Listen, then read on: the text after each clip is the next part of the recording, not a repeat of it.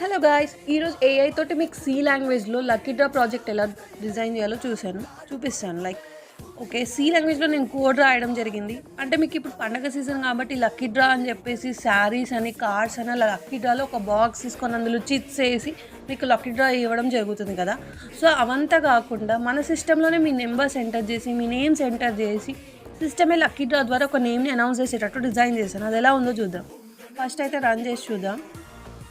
Run చేసి చూడంగానే ఇక్కడ అడుగుతుంది welcome to lucky draw enter the number of participants అని. నా దగ్గర 4 పార్టిసిపెంట్స్ ఉన్నారనుకోండి. 4 పార్టిసిపెంట్స్ నెంబర్స్‌ని ఎంటర్ చేస్తున్నా. ఫస్ట్ పార్టిసిపెంట్ నేమ్ వచ్చేసి శ్యామ్. సెకండ్ పార్టిసిపెంట్ నేమ్ వచ్చేసి వాసు.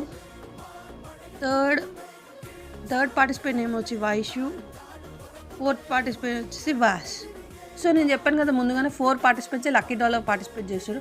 సో, మరి కార్ ఎవరు గెలవాలనుకుంటున్నారో సిస్టమే లక్కీ డ్రా లాగా సెలెక్ట్ చేసి పెట్టేస్తారు ర్యాండమ్‌గా. శ్యామ్, వాసు, వైషు, వాస్‌లో ఎవరు విన్ అయితారో చూద్దాం. డ్రమ్ రోల్ ప్లీజ్ డ్రమ్స్ పెట్టమంటుంది. పికింగ్ ఏ విన్నర్ అంటది. The winner is Vaishu. అదే లక్కీ డ్రా ద్వారా సెలెక్ట్ చేస్తుంది. సో, మనకు అంత వేస్టేజ్ అనేది ఉండదు. లక్కీ బాక్స్, చిట్స్ అవంతా అవసరం లేదు. సిస్టమే ర్యాండమ్‌గా జనరేట్ చేస్తుంది. Thank you.